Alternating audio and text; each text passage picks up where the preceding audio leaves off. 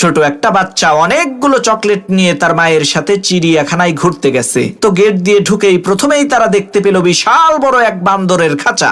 সেই ছোট ছেলেটি বান্দর দেখে খুশি হয়ে তার ব্যাগ থেকে একটা চকলেট বের করে একটা বান্দরকে দিছে। সেই বান্দরটি চকলেট পেয়ে খুশি হয়ে নাচতে আরম্ভ করলো। এদিকে বান্দরের খুশি হওয়া দেখে ছেলেটিও খুশি হয়ে সেই বান্দরকে আরেকটা চকলেট দিল। বান্দর তখন আরো নাচা শুরু করলো। তখন সেই ছেলেটি খুশি হয়ে বান্দরকে আরেকটা চকলেট দিল। এইভাবে দিতে দিতে সে একটা বান্দরকেই সবগুলো চকলেট দিয়ে দিল। এই দৃশ্য দেখে সেই ছেলেটির মা বলল, বাবা তুমি এই একটা বান্দরকেই সবগুলো চকলেট দিয়ে দিলে কেন? সামনে তো আরো অনেক প্রাণী আছে, তাদের জন্য তো তুমি একটা চকলেটও রাখলা না। মায়ের মুখে এই কথা শুনে সেই ছোট ছেলেটি ওই বান্দরের হাত থেকে একটা চকলেট কেড়ে নিল অন্য প্রাণীদেরকে দেওয়ার জন্য। তখন সেই বান্দরটি প্রচন্ড পরিমাণে রাগান্বিত হয়ে হিংস্র প্রাণীর মতো ওই ছেলেটাকে আক্রমণ করতে চাইল।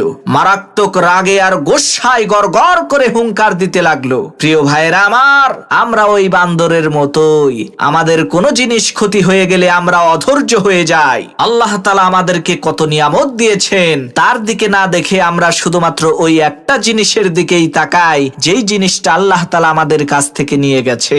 আর একটা বারও তো আমরা চিন্তা করি না যে যেই আল্লাহ নিয়ে গেছে সেই আল্লাহই তো দিয়েছিল। তাই বান্দরের মতো না হয়ে আমাদেরকে মানুষ হতে হবে।